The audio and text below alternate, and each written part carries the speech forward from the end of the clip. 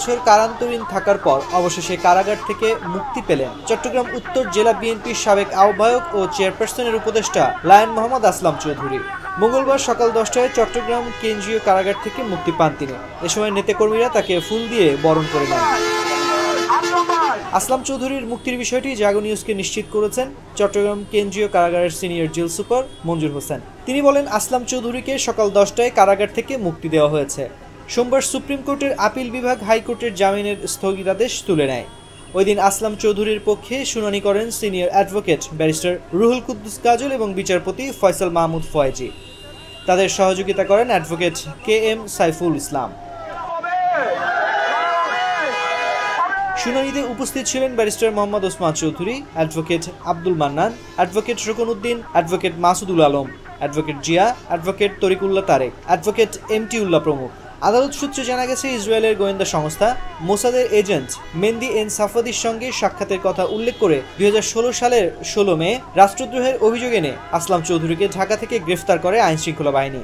এরপর তার বিরুদ্ধে 76টি রাজনৈতিক মামলা হয়। অ্যাডভোকেট KM সাইফুল ইসলাম বলেন, আসলাম চৌধুরীকে 76টি রাজনৈতিক মামলায় গ্রেফতার দেখিয়ে কারাবন্দী রাখা হয়। 75টি মামলায় জামিন হয়েছিল।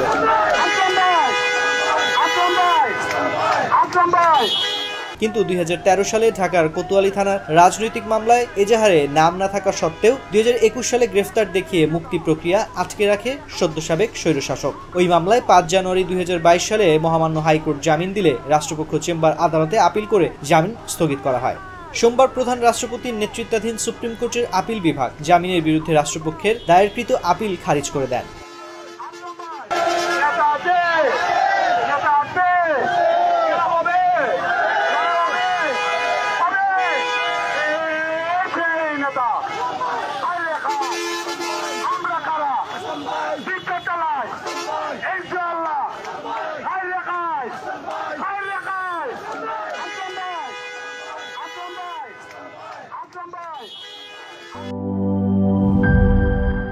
জীবনের সাথে চলে হাই-ফাই নিশ্চিন্তে খান স্বাস্থ্যকর অল টাইম পান। All time healthy.